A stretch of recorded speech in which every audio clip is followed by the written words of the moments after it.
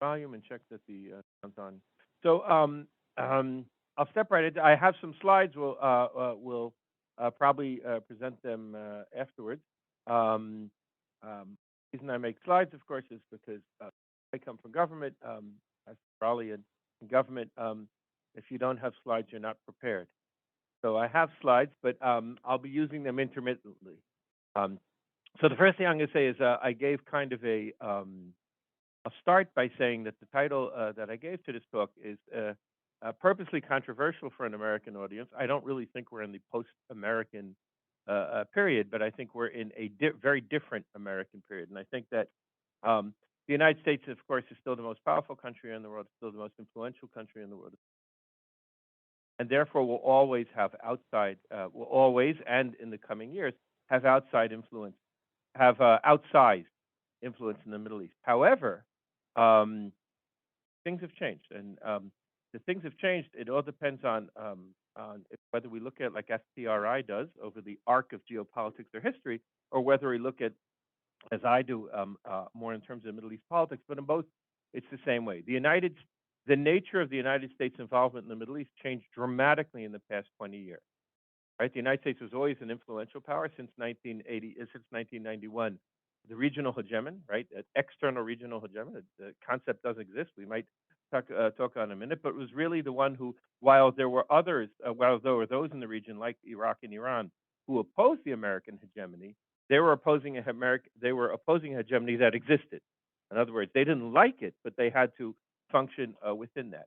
But starting in 1991, of course, jumping forward in 2001, was the United States did something that it had never done before in the Middle East, which is to put boots on the ground for a long time. Right, in 1991, in 1983, the Americans brought in the Marines into Beirut. In 1991, the Americans brought 500,000 troops to the Middle East, but within a half a year, they were gone. Right, I mean, they were there from August through February, March, but by the summer, they were almost all gone. They left behind in 1991 significant military command centers that were based in the Middle East, right, based in Bahrain and based in Qatar, and perhaps a um, um, broken taboo of American troops being in Saudi Arabia over time, right? Because the Saudis, up until 1991, were not interested in Christian troops being based openly in Saudi Arabia, and that passed. But so the Americans came in 1991. It was already clear that they were willing to involve themselves on the ground if they needed to. And starting 2001, the Americans are significantly involved in the ground in a way they never were before in the Middle East, and something that really shaped the Middle East. That really shaped the Middle East. We'll go to my first slide.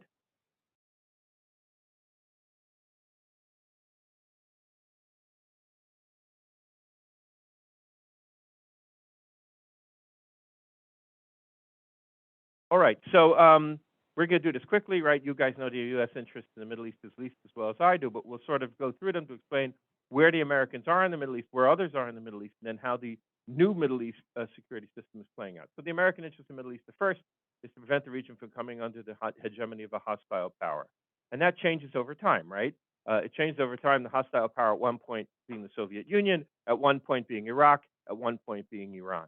Carter doctrine, the U.S. would use force to safeguard the Persian Gulf oil fields against outside invasion. Again, originally really directed against Russia, Soviet Union, and then afterwards against Iraq and Iran. As it became very relevant against Iraq, and then of course um, we're seeing this. Yeah. So they're seeing this.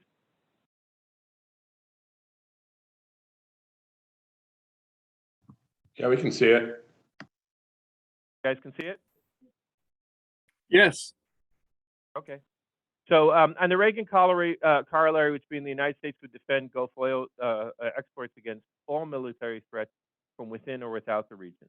So, American interest is very much tied to the prevention of the regime coming under hegemony of another power, protecting the oil fields, freedom of navigation, right? Always important to the United States everywhere in the world, but especially important in the Middle East. Middle East, you have the Suez Canal, which carries 14% of the world's trade even today, and of course the Persian Gulf, from which the majority or a very large amount of the Middle East oil and gas flows. And so the United States has interest in freedom of navigation over time as well. And recently, combating terrorism, homeland security, which in the past 20 years becomes almost the dominating concern of the United States and the Middle East. The other ones are all still there, right? The other ones are all still there, but from 2001, certainly through 2008, 2009, this is the main thing.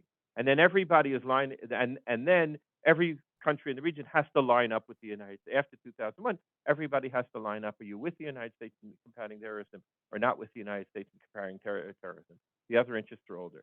Okay, we have two other interests: protecting Israel and other allies. There are a lot of other allies in the region. Protecting Israel is a very important concept to this day. But let's say that since the 1980s, important in U.S. interest, but Israel is becoming more and more capable of protecting itself to the extent that that no longer becomes an element of American declaratory policy. Protecting the qualitative military edge of Israel. It becomes an issue when, for instance, in 1991, the United States provides Israel with air defense, but protecting Israel is up there, but not at the top, and preventing the proliferation of weapons of mass destruction, and within that, containing Iran and preventing it from acquiring a nuclear weapon. Iran being a threat to U.S. interests in many of these issues that we discussed. But then, and this is, I'm going to again jump forward and then take a little break from the slides. So this is where the Americans are today, and the Americans are still here today. And even with the Americans pulling out of Afghanistan, even with the Americans pulling out of Iraq, America has a military footprint in the Middle East, which is almost unimaginable to those of us who sort of were first engaged with the United States in the Middle East in the 1970s and 1980s. The fact that the United States has over 30,000 troops in the region, including, by the way, in places which we don't think of so much, like Jordan, but in places like Oman, in places like UAE, and of course, in Qatar and Bahrain. And in Kuwait, where there's also a significant American. So the Americans are still here. The American interests are going to continue in the region. But starting 2007, and especially in 2008, 2009, you see in the United States a political cost of continuing the involvement of American troops on the ground in what are perceived as unsolvable conflicts in the Middle East, the human cost becoming very high for the United States, and then all the political leadership in the United States, it started already under George W. Bush, making a cornerstone of their long-range policy, at least their declared road policy, bringing down the number of American troops, or as I would say, returning to the pre-1991 or pre-2001 involvement. That is offshore balancing. The United States would continue to be, hopefully, the most influential player in the region, but will be doing it from afar. And you see this, Bush begins it, very strong under Obama, continues under Trump, and we're still there today. And we'll touch on Trump a little bit later. I'm not talking too much about America. Even when Trump is pushing for a more robust American image in the region, he is not really pushing for more American troops in the region. In fact, he's always pushing for less American troops in the region. And very much, not phrasing it this way, but very much depending on the concept of offshore balancing, right? Of using American strategic assets in such a way that if military strength or the threat of military strength needs to be wielded in the region, it will be wielded by using forces that are based outside the region to the need that is. But everybody in the region is beginning to understand from 2007, 2008. Remember, the beginning of the first drawdown, or the most significant. So you begin to already have a deep understanding of a country of the region that the not only is the United States not going to be there militarily all the time, but their understanding being that as the United States disengages militarily from the region, and as the United States talks more and more of the pivot to Asia, again, not something that came up only now. Pivot to Asia is already starting in the first Obama administration, and there are even indications of it in the Bush administration. So the Middle East, which became the center of American strategic military, right? There's a generation of American officers who have grown up in conflict in the Middle East and are now retiring after conflict in the Middle East. Think of it this way: when I was in the IDF and I was meeting American soldiers when I was first in the IDF, I had met soldiers who had never been in combat, right? And up until 1990, there were a lot of American soldiers who had never been in combat, and even until 2001, the tempo of American military operations abroad was nowhere near what it was in the past 20 years. So, so the United States is reordering, right? Is resizing its involvement in the Middle East. Two other things are coming into this, right? One is their pivot to Asia and the growing importance of China, not the growing importance of China, the growing understanding of the importance of China. And second, the fact that the United States is becoming 2014, 2015 a net oil exporter, and in fact has a production capability to cover all its own needs. But it doesn't cover all its own needs because it's cheaper sometimes to buy it from other places. But the United States reaches a place where the American energy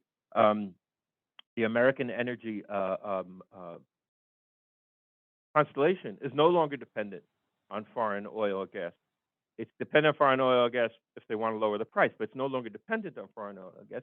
And then even already in the 70s and 80s, the majority of Middle East oil wasn't going to the United States, it was going to Europe and Japan. But here now it's even more because of the high profile of the energy revolution in the United States. It becomes clearer and clearer to elected officials in the United States that Middle East oil is less important as a key American interest. Russia becomes more significant in the region. Russia, I'm going to skip over these slides. I'm sorry. These are kind of interesting, but I'll say a few words about Russia. We don't need the slides to say about it, but I think it's very important. As the United States is beginning to re-examine and reform its involvement in the Middle East, Russia, starting in 2013, steps in. And Russia steps in because it sees itself as being in a zero-sum conflict, because it sees what's going on in the Middle East as a way that it can fairly cheaply, and it's done it fairly cheaply up until now, regain great power status, right? And to the extent that it's regaining its great power status and building relationships with the Middle East at the time that the United States is seen as being downsizing it. So in terms of their perception, they are on their way up in the Middle East. Russia now is heavily engaged with countries that have traditionally been American allies, with Turkey, with Egypt, with Israel, with Jordan, with the UAE. In other words, the Russians, for them, countries have no smell, right? They have no questions about the hygiene of domestic regimes. They are willing to talk to whoever's willing to talk to them. One of the interesting things about Russia is that if you look at the Middle East map, you say, okay, the United States can't engage directly with Hezbollah.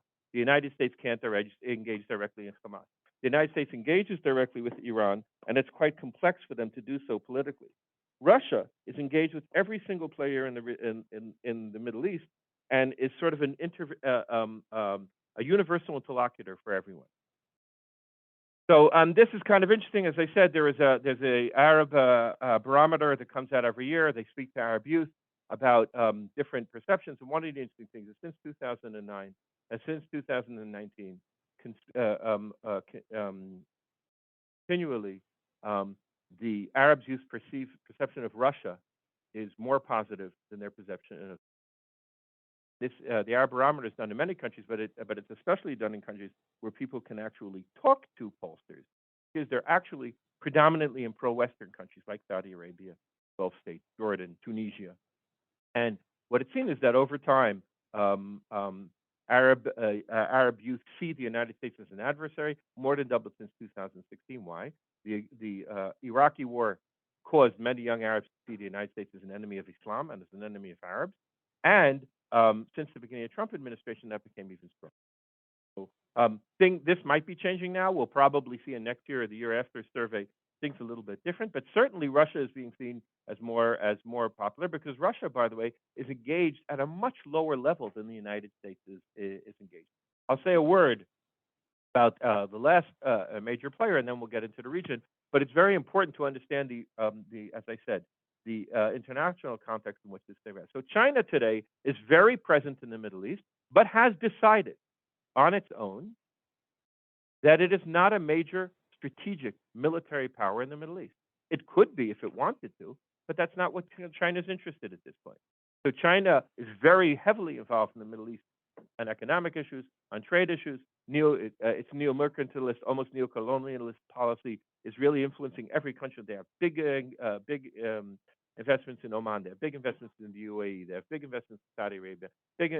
Starting to invest in big investments in Iran. Thinking about investing in Iraq and Syria. Big investments in Israel. Big investments in Egypt.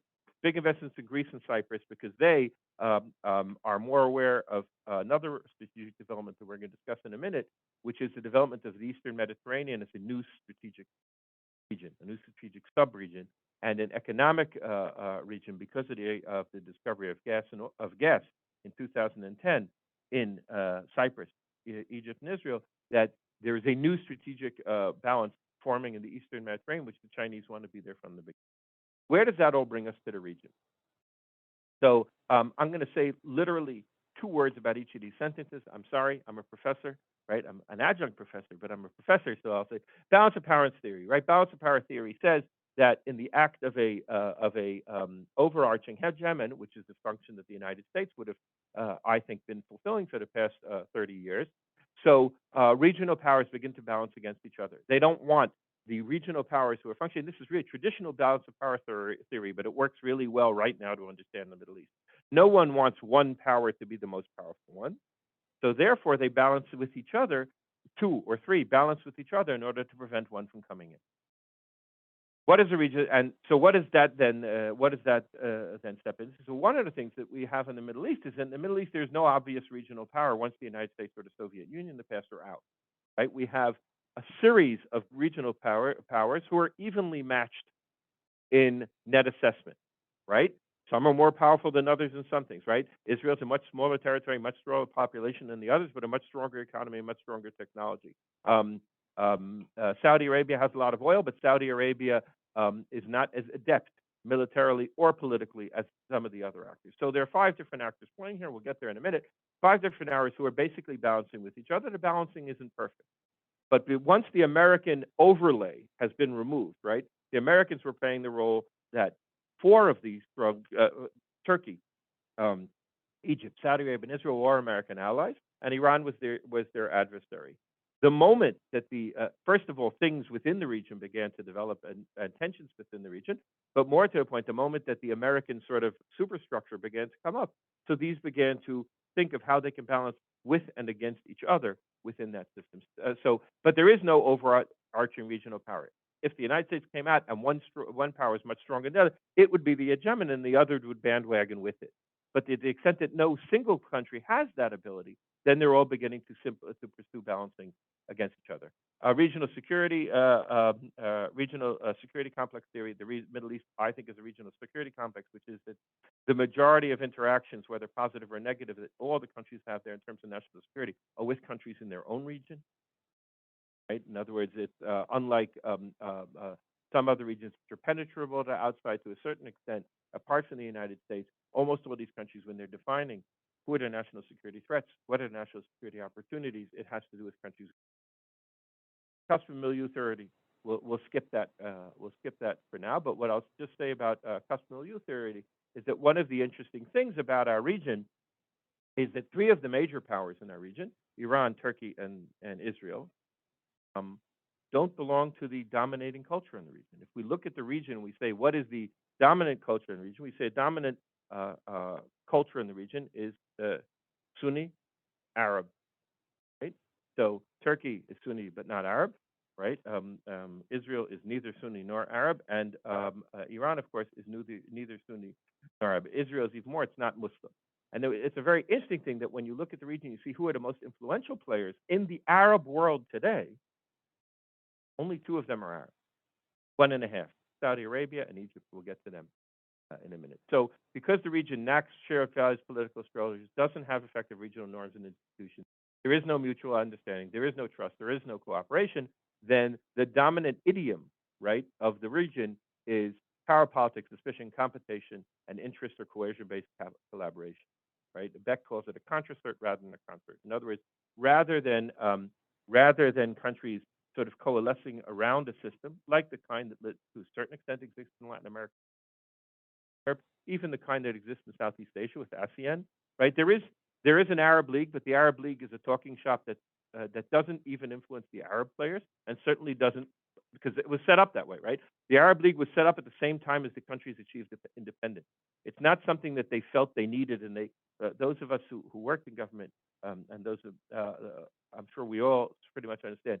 The only structures that really work are the ones that come into being because people felt they were necessary, right? Things that are called into being because of ideals or because of legislation don't always function very, very well. If somebody sees the need for something, then he goes. So the Europeans understand what NATO is for, right? To keep out the Russians. They understand what the European Union is for, to keep the Germans down. So because everybody understands it, it's very clear to them. The Arab League exists so that all the countries that speak Arabic as their major or secondary language have a place where they can all sit and feel important. 22 countries in the Arab League. Right? If I ask you to mention them, there are going to be some that are going to surprise you. But the point is, so there are no shared values, there are no political structures. Part of this is that major players in the region, as I said, Iran, Turkey, and Israel, wouldn't belong to any organization that was developed because they're perceived by the rest of the region as being outsiders. And they were Iran less, but Turkey was outsiders for a long time. Turkey, up until very recently, was seeing itself predominantly in the European context.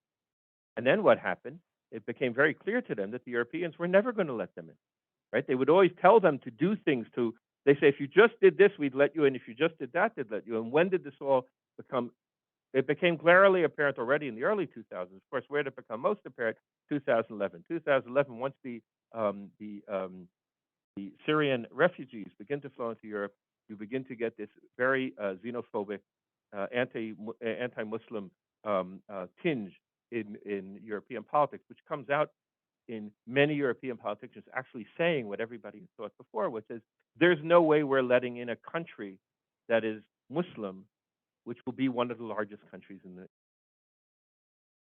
right. And the European that Erdogan understood he was already sort of flirting with looking more towards Central Asia and looking more towards the Middle East, and now the perception of a European identity of Turkey hardly exists. The last vestige of it is the Turks belonging causes tremendous problems for other actors as well. Let's break this down, right? There are four, and this the only reason I present this slide is it will help us understand some of the things I'm going to be discussing in the next few minutes. The Middle East is a regional security complex. It has three subcomplexes: the Gulf, the Levant, and the Maghreb, which are very, very different from each other. And it has a fourth, which I think is developing in the past 10 years, which is the Eastern Mediterranean, which is fascinating because it's not only Middle Eastern, but for instance, it brings to a situation where you have something like the Eastern Mediterranean Gas Forum, which is an international organization where you have as members Egypt, Israel, Jordan, the Palestinians, not Turkey, Greece and Cyprus, and France and Italy as observers. Because while Europeans have been talking high, right, we were talking about talking shops, about a Mediterranean identity, what really caused an Eastern Mediterranean identity to coalesce is two things. Gas, because then countries had interest in negotiating their borders and deciding where their maritime boundaries are, and for that reason they had to negotiate that.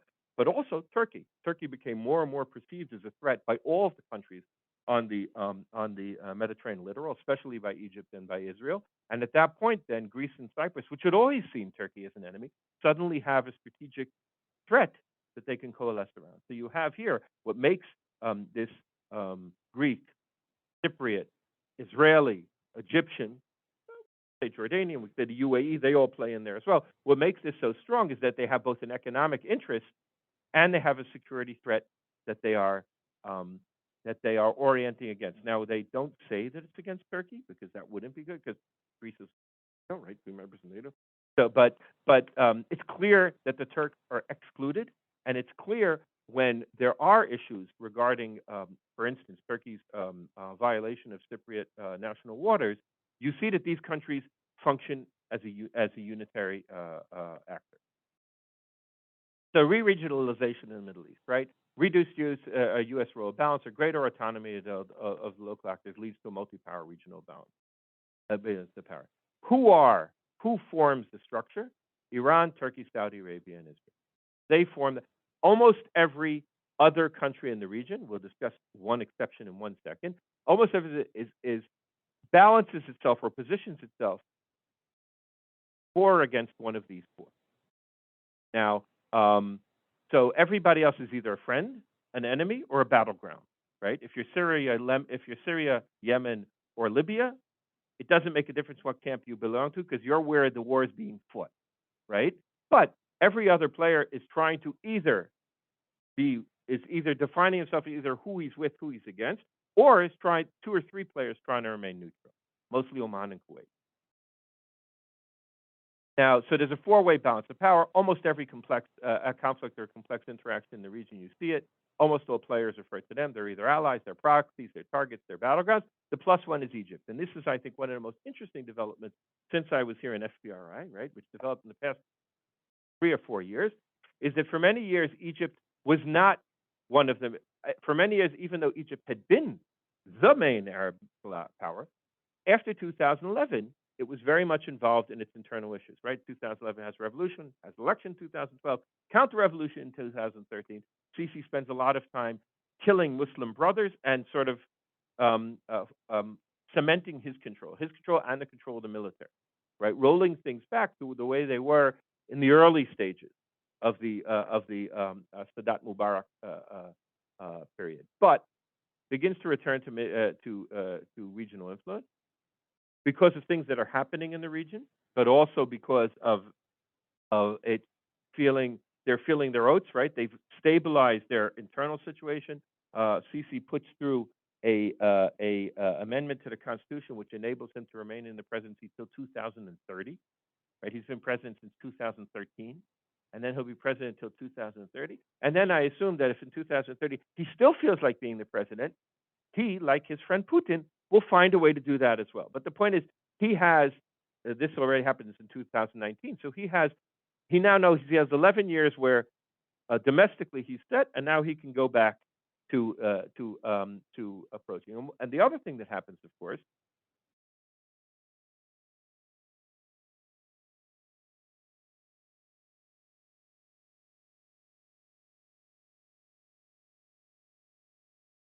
click the next slide, please.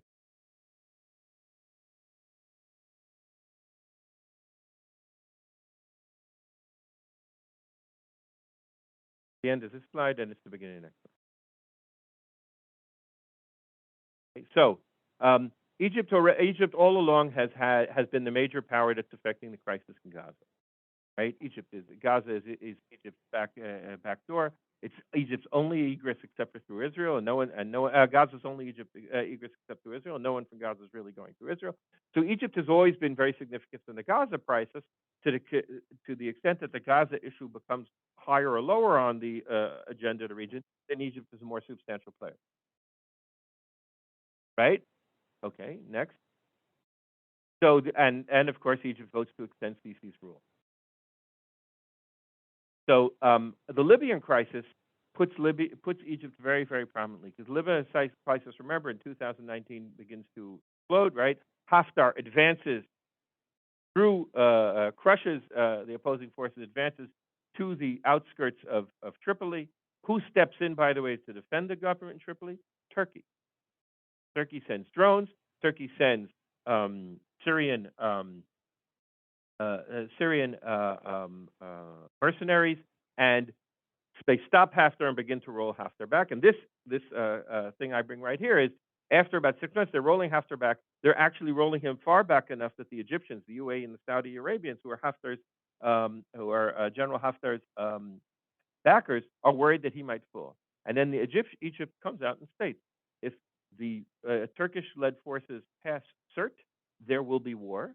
And then he goes to the parliament and he gets the first, by the way, a decision of a parliament in Egypt, which says that you can use Egyptian forces outside of the borders of Egypt if necessary.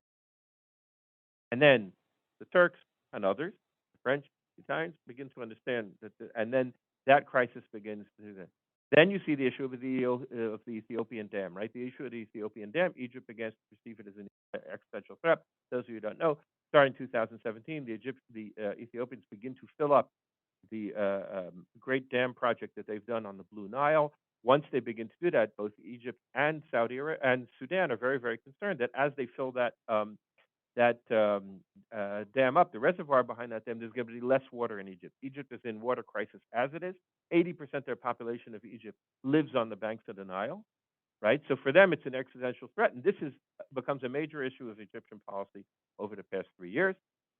What this one says is that just before the Sudanese for the Sudanese coup, Burhan actually flew to Egypt and asked Sisi for permission. This was the Wall Street reported it. It wasn't really denied so much Egyptians. And you have this, and we'll touch on this literally at the end of my presentation. But Egypt, Iraq, and Jordan are beginning to create an axis which is becoming more and more real. It's an economic axis, a financial axis. They're connecting their electricity grids. They're connecting their gas and oil grids.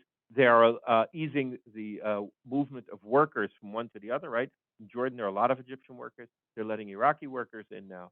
And Egypt, Iraq, and Jordan, not only are they doing this because, so Jordan has excellent relations with Egypt since the peace treaty, right? Jordan and Egypt are, to the extent that we have right now in the region, allies. Jordan and Iraq have a very long-standing and good relationship. It went down a little bit during the period of Iranian ascendancy, but right now under Kadhimi, it's quite good. So Jordan is sort of the critical link that brings Iraq and Egypt together. And what do these three countries want to do? They want to restore the balance, which in their opinion has shifted too much in the directions of the Saudis and the Emiratis, right? When Egypt was knocked out of the game, so who's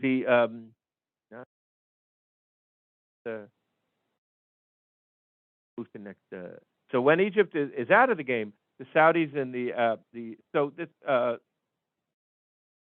that one we'll talk about at the end. Yes. So and then how does this come into being? So then recently Egypt and Jordan even begin to say that they're going to export natural gas to Lebanon to help Lebanon. How does that work? Because the gas starts in Egypt, goes through Jordan to Syria, then from Syria into Lebanon. So Egypt has suddenly put itself into the Levant system, right? We spoke about the subsystem. So Egypt in the past year is very significant in the Western Middle East, in the Maghreb. Why? Because you have a crisis in Algeria, and a crisis in Algeria is not far from them, but also because the Algerian model is a model which is looking at Egypt. The Algerian military is going, well, we could let it develop into creating a democratic system, but we can also do what the Egyptians did. So it's a model for both of them. You have the conflict in Libya, you have the revolution in Sudan. Two revolutions now, right? A revolution, then a coup, and the Egyptians are heavily involved with Sudan because Sudan is their traditional area of influence.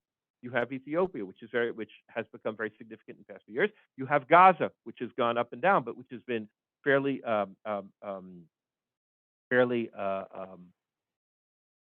in the past few years. So Egypt, not only are they they feel they're returning to, they're compelled to, because the shift of crises in the Middle East to a certain extent has moved west. And we see it in Algeria, we see it in Sudan, we see it in Libya, we see it in the Ethiopian Sudanese Egyptian triangle. So the next slide is just a comparative indicators of the 4+1, which just shows that they're, as I said, they're powerful in different things. You can go to the next two slides, I think. So the degree of engagement to 4+1. So we say they're 4+1, right? There's Iran, there's Saudi Arabia, there's Turkey, there's Israel, and the +1 is Egypt, because Egypt is playing a significant regional role, but only in one of the subregions. But if we look at this, we see that certain players certain crises, certain players are more involved. Certain crises, certain players are not involved. Israel is hardly involved in Libya, hardly involved in Yemen, but very strongly involved, of course, in Gaza, very strongly involved in Syria, and in the Gulf issues, it's back and forth. So this, I think, is sort of a key. Yeah. So what this is just my attempt to sort of say, okay, well, who likes and doesn't like what? And what you see is that it's very clear that there are three axes working right now in the Middle East, and I think that this is something that people didn't understand so much years ago. I think they're beginning to understand now. Now that we're beginning to understand it, it's changing again, and I'll discuss. But there are three axes, and it's not two. People all the time talk about the Sunni-Shia axis. Sunni-Shia axis, Sunni-Shia axis. 5 years ago, 10 years ago, anybody who wanted to show that he understood what was going on in the Middle East, Sunni-Shia axis. The problem is that the Sunni-Shia axis is not really a Sunni-Shia axis. right? We have the first axis, I refer to as the resistance axis, and mukawama in Arabic, is the resistance axis. It's led by Iran, contains Syria, contains Hezbollah, contains Hamas, to a certain extent contains parts of the elements functioning in Iran, and of course the Houthis. What are they resisting? Good question. The name resistance is resistance against Israel. Now, today it's sort of used as a shorthand for the whole issue, but in the end, one of the driving logics of which brings Hamas and Iran and Hezbollah together is the Israeli issue, is the threat. Now, of course, it's also resisting the United States, but that different elements there. For instance, Hamas doesn't particularly stress the United States. The interesting thing there is they're not all Shiite. Hamas is not Shiite. Syrian is sort of Shiite. What is true about this axis is extremely is an axis that has existed for quite some time. Remember that the truest alliance, truest real brotherhood brotherhood between two states in the region that we can see, there are two different pairs of states that have a real alliance. One is Iran and Syria. Iran and Syria have been allies since 1979, thick and thin, right? Syria recognized the Iranian Revolution, formed a strategic relationship with the Iranian Revolutionary Government, and has been their friend for over 30 years, over 40 years. Second, by the way, which we'll discuss in 1 minute, is Turkey and Qatar. Turkey and Qatar are friends. Right? They are friends. They see eye to eye ideologically. They protect each other. When Qatar was threatened by the Arab boycott, Turkey sent troops, and their troops till this day. Between 1,800 and 5,000 Turkish troops stationed in Qatar. Less need them today because the embargo was lifted, and there's a certain detente going on there. But in the very early stages, when apparently the UAE and Saudi Arabia were thinking of invading Qatar, so the issue of the Turks being there and what did the Qataris do for the Turks? They moved a large amount of gold and foreign currency into to this day, right? To this day, the Qataris spend a lot of money in the Turkish economy, which is going to disappear. But from their point of view, they have enough that this is we had discussed the different fungibility of power, right? Qatar isn't a big military power, but Qatar does have one thing that they have a lot of, so they can give it to their poorer partner, and their poorer partner gives them so Sunni world, on the other hand, is broken into two pieces, right? And the reason it's broken into two pieces has nothing to do with Iran per se. They say it has to do with Iran, but it has to do with something else. It has to do with the fact that in 2011 there's a revolution, a popular revolution, that sweeps the Arab world, succeeds in some countries, fails in other countries, and makes a little blip but doesn't continue in other countries. And what happens then is you get this counter-revolutionary alliance which pulls together, and it was formal, right? The GCC, right, which is the Gulf Cooperation Council, invite Morocco and Jordan to join them. Now, what is the similarity between all these? The monarchies. The monarchies get together and they say it's us against chaos. Chaos is symbolized, right? The language that we're going to use is the Muslim Brotherhood. Not only the Muslim Brotherhood, it's the Muslim Brotherhood, it's Democrat, it's true Democrats, as some of the people in Egypt. It's young people who want change. It's reformists, right? All of those get lumped into this Muslim Brotherhood, right? And then so you have the conservative monarchies lining up on one side. You have the popular movements going to the other side, and what the conservative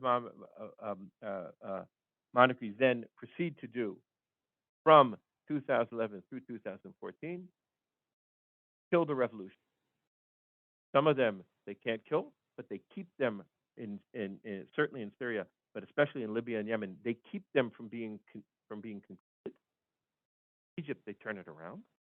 In places like Jordan and in Bahrain, they turn it around, right? Bahrain, all of us know today that what happened in 2011 in Bahrain was a Shia uprising, right? Except there's one problem: it wasn't. right? It was a Sunni Shia uprising. It was a popular uprising. It was a democratic uprising. But the UAE and Saudi Arabia invaded Bahrain. They didn't invade it. Why? Because they were invited in. Government said, please come in and help us. They came in, took over the country, managed it for several months. And to this day, there are some security forces still there. But eventually, once the revolution had been put down, they pulled out. But from that moment, by the way, Bahrain today is a is 100% a foreign policy proxy, right? They're the people who float trial balloons for Saudi Arabia. The reason, for instance, why Bahrain has a peace treaty with Israel, Saudi Arabia doesn't. There is no way Bahrain would have gone for a peace treaty with Israel unless the Saudis had told them that they could. Asked them, but certainly told them. So then you have this big break in the Sunni world, and the break breaks down into two additional um, axes. One axis is that of Turkey, Qatar, Muslim Brotherhood, Hamas, etc. By the way, we already see that Hamas sits in two different, right, which is one of the joys of Middle East politics, and the other, a camp which at that point is very much led by Saudi Arabia and the United Arab Emirates, not the real order of importance, but we say Saudi Arabia because they're the bigger player. The United Arab Emirates leading the Saudis to pursue a much more adventurous, much more revisionist policy, and you see the result of it in Yemen, for instance, where Saudi Arabia and UAE for the first time used military force outside of their borders for policy purposes. By the way, big failure, epic failure. But starting in 2011, you begin to see that the Saudis and the UAE, who sort of look around and say, well, Iraq is supine and Egypt is not playing their role. We need to do the heavy lifting for the Arab world. The Egyptians will help us. The Sudanese will help us. Those of you who don't know, most of the ground war in Yemen was fought with Sudanese mercenaries, right? And like the Turkish war in Libya is fought with Syrian mercenaries, right? There's a lot of mercenaries floating around the region. But the idea being is that the Saudis and the Emiratis are leading this one camp, which is facing two fronts. The more important front against the Muslim Brotherhoods and the forces of change in the Middle East. The less important front, but still important, Iran and Shia influence. And what they do is they conflate the two in all of their public statements. In other words, the reason I'm going into Egypt, the reason I'm going into Libya, the reason I'm going to Yemen is to prevent the Iranians and their allies from gaining control. Now, what ends up happening? This ends up being a bit of a self-fulfilling prophecy, right? Because the Houthis don't start out as they're Shiites, but they're a different kind of Shiites. They are not very tied to Iran in the beginning. Today they are, right? Because once you couch a conflict in those terms, by the way, the same way as the Syrian government couches the conflict that it was facing as us against the jihadists. So what do they and the Russians then proceed to do? Kill the oppositionists who are not jihadists, and then it ends up being true, right? And then the Americans enter this fascinating situation, 2014, 2015, where the Americans and the Russians are fighting two wars in the same territory alongside each other. The Russians and Iranians are fighting a war to preserve the Assad regime, and the Americans fighting a war to stamp out ISIS. Now, of course, the American war is helping the other one as well, right? And there's a third war going on at the same time, by the way, which is the Kurdish War for Independence. The Americans encourage, because the Americans need the Kurds to be their ground forces to fight ISIS there, and then let's say encourage up to a point, and then no longer encourage, which is unfortunately pretty much the pattern of American involvement with the Kurds over the past over 50 years. So everybody's playing here, and if we look at every one of the crises in the region, next slide, let's see.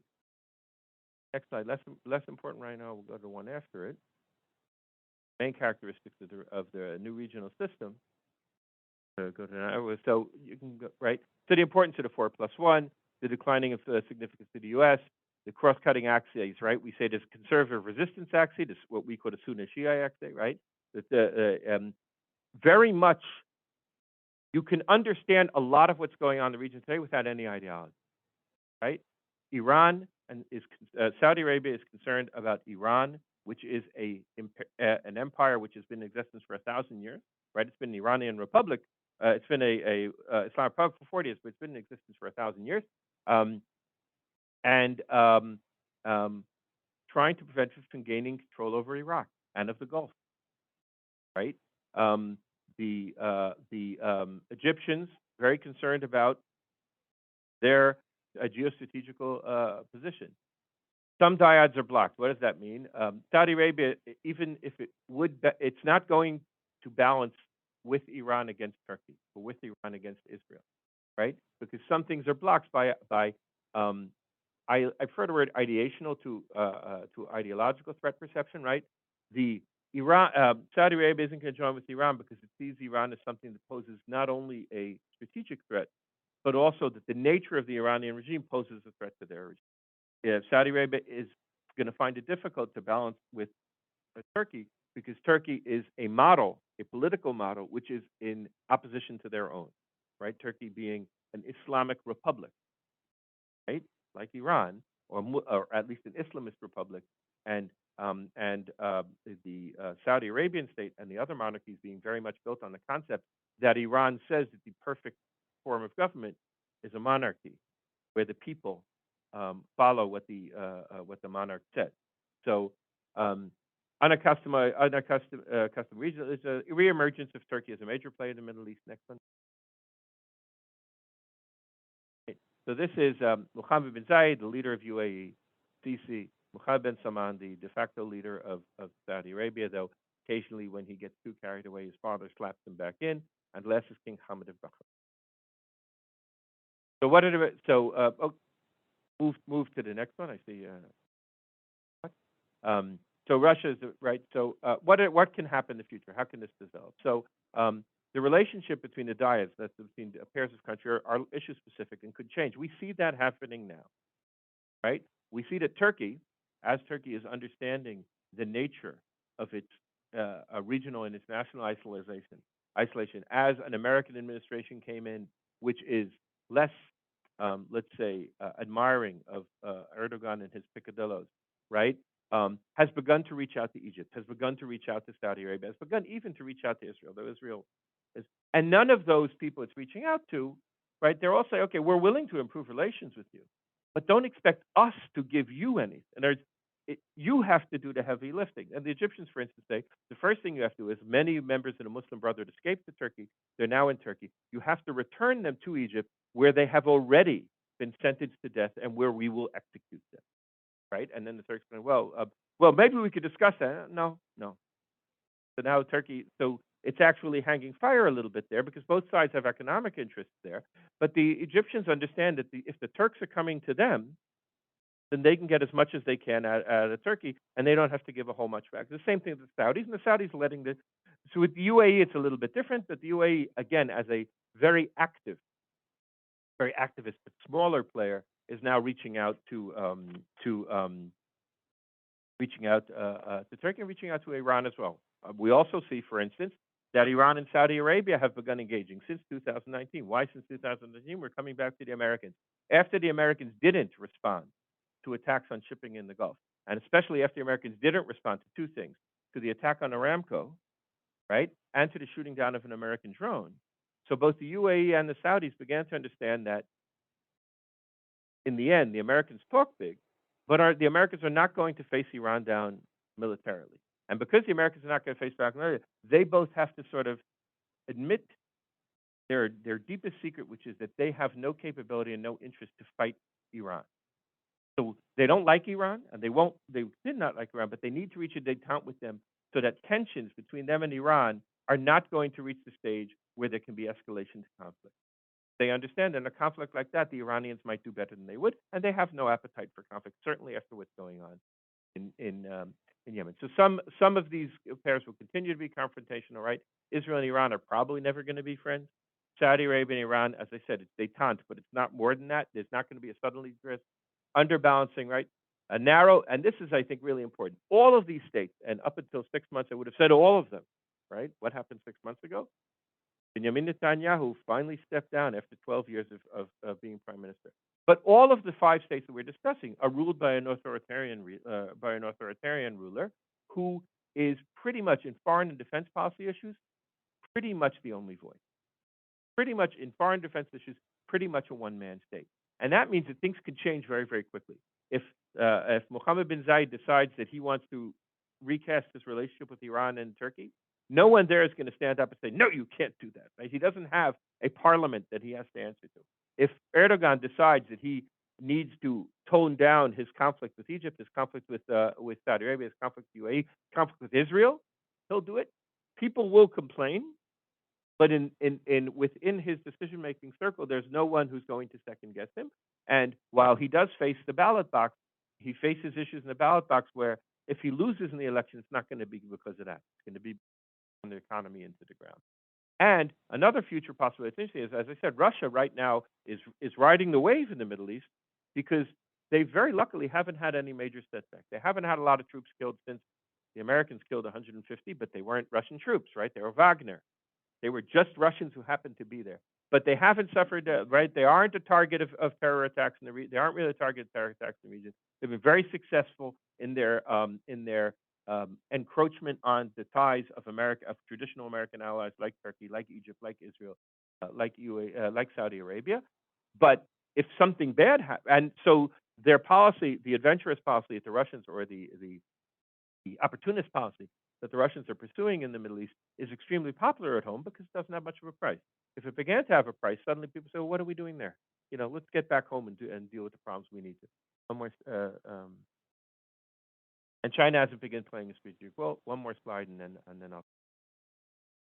So the structure of the 4+1 itself is vulnerable to change. Why? Because we said the Saudi Emirati duopoly is there because of Egypt. If Egypt decides that it wants to come back, and it's now creating this axis between itself and Jordan and Iraq, it could, if Egypt resurges, it would displace.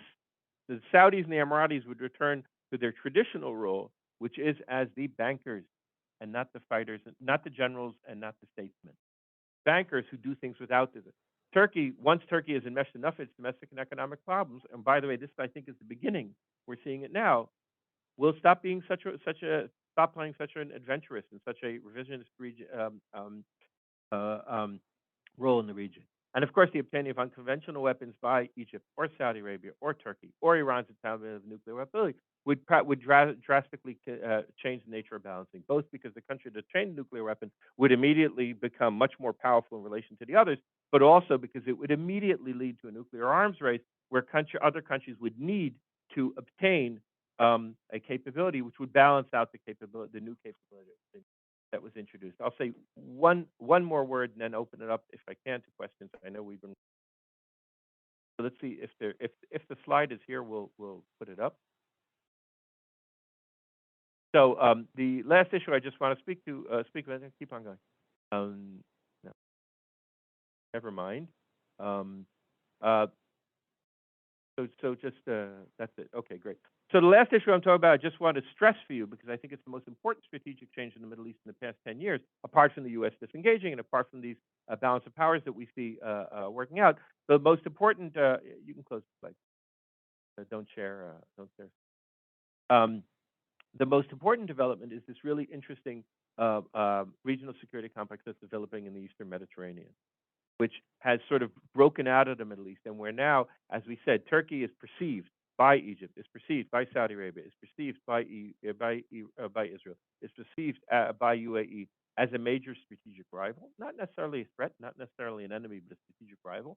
And those countries now have organized themselves in both a political, military, and economic alignment, which includes Greece and Cyprus, which includes, to a certain extent, France, which includes, to a certain extent, the United States. I think the United States is a little bit behind the ball here, but it's not as far behind the ball as it is on certain other things. And now you have this very interesting development there where you have a system which is developed, which is a gas-producing system, which is also a half alliance to balance Turkey, and which Turkey is dying to join. Think of it. If we think about the Eastern Mediterranean, we see which countries are in and which countries are out. Who's out? Syria, Lebanon, and Turkey. Not necessarily people Turkey want to be in the same place with, but also Turkey had been dreaming for many years of finding its own gas. It didn't find its own gas, but had dreamed of at least being the transit country where gas that's produced in other countries in this region, gas produced in Israel, for instance, would be able to ship out through Turkey. But Israel doesn't need Turkey for that because it could now, on the one hand, it talks about building a pipeline to Cyprus, a pipeline to Greece. But what it's really going to do is it's going to export that gas to Egypt. Egypt will then be able to liquefy that gas and send it all over the world. So Israel is already its two major markets for gas are Egypt and Jordan, and both of them it has multi-year, long-term, very big contracts. One of the fascinating things is that the gas that Egypt and Jordan are selling to Lebanon is Israeli gas, right? Because the molecules don't know the difference, right? But if they say to me that the gas is going from the Egyptian pipeline into the Jordanian pipeline, from the Jordanian pipeline to Syria, and from there to Lebanon, I know that the pipeline in Jordan is full of Israeli gas because Israel is pumping its gas into that. So, in other words, the way it's going to work is the Egyptians are going to give the Jordanians gas. The Jordanians are going to use the gas the Egyptians give it, and the gas they get from Israel, they're going to pass on farther because it makes more sense because it doesn't have to travel as far. So, by the way, in Lebanon and Syria, this hasn't really become discussed much, but this is kind of an interesting thing that's going on there. So, the post-American security architecture in the Middle East, as I said, it's not quite post-American, but it's certainly in terms of, especially the American allies in the region, American allies, Jordan, Egypt, Saudi Arabia, UAE, and Israel, are sort of understanding that they need to take their own security needs into their own hands and develop um, either diplomatic or military strategic ways to balance out threats that they have. Main threats they see today are Iran and Turkey. Um, and that's part of what we saw behind the Abraham Accords that came. Now, I'll stop there and take a breath.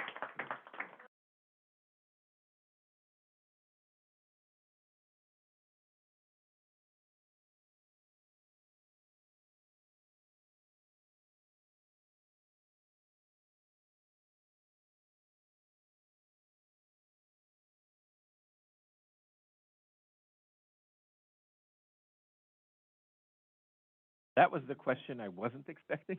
Okay. Um, so, um, so the Abraham Accords are really interesting because they're both the result. They are the result of these processes that we've been to a large extent, but they are also an additional accelerant to these processes. What does that mean?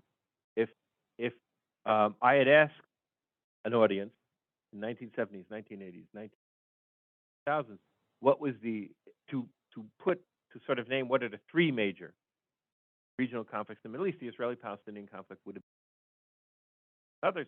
Certainly in this room and among the people who think here, who think there would have been others, but there's and what's happened in recent years is that the Israeli-Palestinian conflict, unfortunately, is frozen, right? Palestine is split into two. It's split into East Palestine and West Palestine, which basically don't have a lot of contact with each other. Um, the Palestinian leadership is frozen right now. The current leadership is not going to be able to um, put in new thinking. In Israel, there is very much a feeling among the public that Israel went as far as it could in 2001 and again in 2007 in presenting things to the Palestinians, which finally the majority of the people in Israel, when they find out what was presented by Prime Ministers Barak and Olmert, were flabbergasted. It suggested that the Palestinians, right? Um, so Israelis sort of said, okay, in 2000, we were pushing this process between 1994 and 2001. The answer was the Intifada. The Intifada cost us 2,000 casualties over 4 years. We're not going back there. And as long as this leadership is here, we don't really have a partner. And then, of course, in 2007, the split between Hamas and the geopolitical split, right? The physical political split between Gaza and West Bank is really sort of um, uh, uh, put paid to that. So everybody understands the Israeli-Palestinian issue is something that needs to be solved, but it will be solved in the future. And what then happens is that you have a group of states not in the center, right? Because Morocco, UAE, and Bahrain don't have a border with Israel, don't have large political Palestinian populations, have always been more dependent on, given the Palestinian issue, more lip service than anything else, suddenly say, well, you know what? Our other interests are so overbearing here that it's just not worth. It's just not worth our subordinating our interests to some dream that's not going to happen anytime soon with Israeli-Palestinian peace. but also because the opponents, their key opponents, which are Iraq under Saddam Hussein, Iran, which is now defined as an enemy, which is Syria, are not there, right? So the to the extent that they're saying, okay, the situation is such that Israel has a lot to offer us to balance Iran, to balance Turkey, to give us economic and technology, and Egypt, Israel, and UAE are almost mirror images of it, or can present themselves as each other. They are not very alike, but they are very alike superficially. And Israel is a democracy, a vibrant democracy. UAE is not. But there is a they're both countries about 10 million people. They're both countries that are based on trade. They're both countries that are based on modernization. They're both countries on technology. They're both countries. There's a lot there, right? Bahrain is the noch schlepper. Those of you who know Yiddish, is Bahrain is the one who they're going to come in when the others come in, right? The smallest state, that's the one that always knew why it went first. It's the smallest state in the Middle East, and it came in, and Morocco and Sudan came in, was the Americans paid them. Morocco had a decent relationship with Israel, could have had that decent relationship for a long time, was not really interested in having an embassy, and then was told by the previous administration that if you recognize Israel and open diplomatic relations, we will recognize your control of the Western. Something that they had been shooting for 30 years, 50 years. Got it. Sudan, right? The same thing. Sudan said we really need to be off the American terror list. The government that was on the terror list no longer exists. We're a new government. All this, and the Americans said, "Yeah, no problem." The moment you establish relations with Israel, that's gone. Now, the interesting thing is that because the Sudanese came last, so it was the interregnum between the two American administrations. In fact, Sudan to this day has not signed any document with Israel. They're still waiting. Still waiting because they have a government which is complex, right? It's not the normal authoritarian government which just says, okay, this is what I want to do, and we'll go to peace with Israel, and my public will complain, but I know how to deal with my public. There, it's half the government is for it, half the government is. Assassination, not much of a. It's less of a current political idiom in the Middle East. Usually, assassinations are occurring for. There was a period when senior Jordanian officials were assassinated, Saudi officials were assassinated. That's particularly the. I think the big problem that Israel has right now is, on the one hand, the Abraham Accords are tremendous. Once it broke sort of so we don't know who's going to be next, and we don't know if there's going to be somebody next. But the point is, so Egypt made peace in 1979, Jordan made peace in 19. Then there was no peace for 25. Now, suddenly, within a year, there are three. That's a big thing first of all, it's a big thing for Israel because Israel now feels that it's part of the region. Israel's orientation, which there are those of us who've always said that Israel needs to be more Middle East oriented, less see itself as a European implant, right? And that's happening now because you can do business with UAE, Saudi, as long as you don't press them over opening an embassy in. That was going on at the very end of the Trump administration and the Saudi administration, right? They were pushing the Saudis to take that final step, not understanding that the Saudis, unlike the UAE, unlike Bahrain, Morocco, have two things. First of all, they have a real domestic, they have public opinion. Second of all, Mohammed bin Salman is not all able within his other. Like the idea of getting closer to Israel, and they, because the Saudis have the pretension of seeing themselves as the leading of the Islamic world, for them, formalizing relations. We tend to Israel. We use normalization to talk about formalized, but normalization is everything up till then, right? So formalizing relations, it would cost them a lot, and it wouldn't give them a great deal. Once we were smart enough to say, okay, you know what? If you let us overfly your territory, if you let our businessmen come and visit, if you let our prime minister come and speak with you, the flag and the flag and the embassy can wait. So I think that as I said, it was both a an issue of that was definitely power balancing was in there, and the process we're talking about in there, but it's also very much an accelerant for this. And one of the fascinating things, for instance, is that the UAE is trying very, very hard to play a role in this East Mediterranean gas forum when the UAE isn't in the Eastern Med. They want to put a lot of money there. They just bought the main the second largest Israeli gas, um, and they signed deals on transferring oil and gas through Israel, which may be overturned now because they signed the right entitled to sign the deal.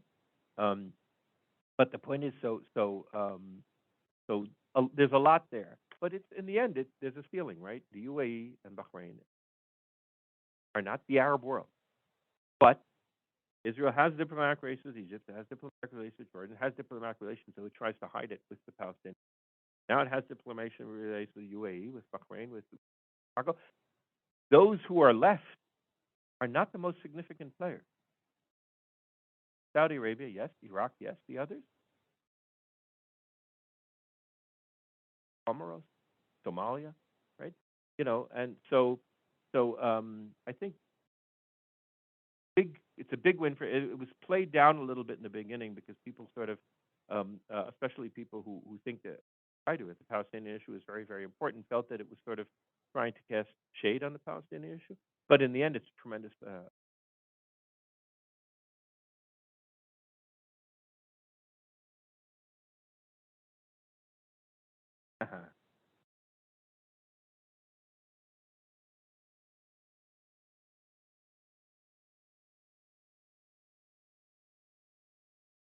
So I'm going to start in the region and then maybe shift my way over to the United States. I'm not an expert on the Kurds, but I will say that the Kurds play a very important role.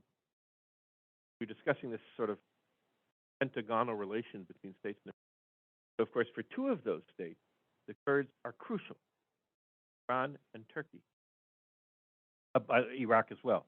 But Iraq is at the moment the second in the second string, right? Um, and Turkey and Iran, who have a fairly positive relationship, um, and a lot of that relationship is based on keeping the Kurds down. Right? In other words, the the Turks have always been very obsessive about the Kurdish issue for a very, very long time, and um, the Iranians are as well, and that is an issue which helps them cooperate because it helps them cooperate on Iraqi issues, issues, but also creates sort of a platform of sharing information, sharing the thing in which the sort of basic things in which countries aren't too friendly form their relationships and then can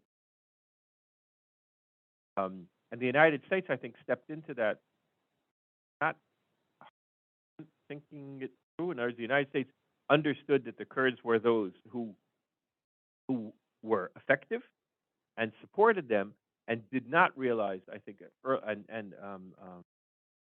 colleague here, Aaron Stein, has written about this, right? Did not realize in the early stage how much that worried the Turks and how much the American support of the Kurds is an element in the worsening Turkish-American relations.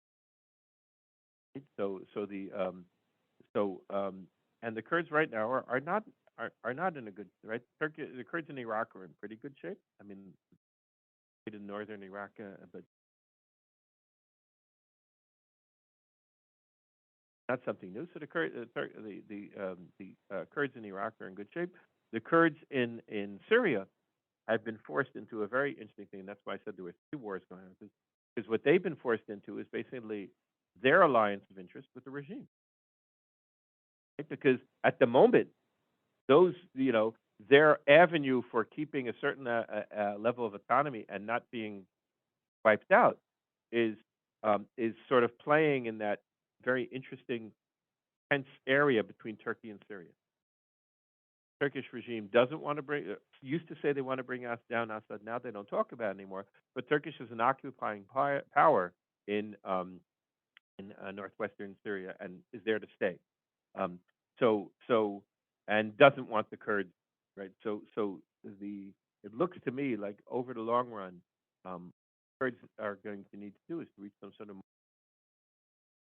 that strengthens the regime, and that leads even more to a process that we didn't discuss here, but which is a very obvious process that the Syrian regime is here to stay and is only getting stronger. What we actually see in recent months, I wrote about it for FPRI, right? That almost all of the players in the region who had been very significant anti-regime, anti-Assad in 2011 are now restoring relations with Assad. And in fact, in March, this is a paper out in the next few weeks. Here, in March, there's going to be a meeting of the Arab League, and there's a good chance that at that meeting of the Arab League, Syria will be readmitted to the Arab League after 10 years of, well, 11 years of being out.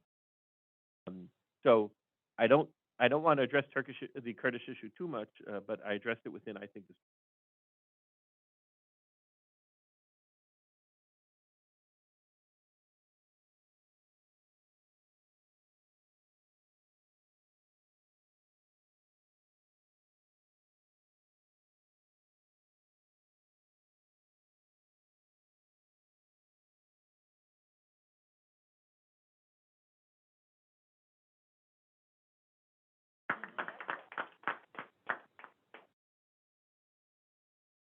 No, it's the late.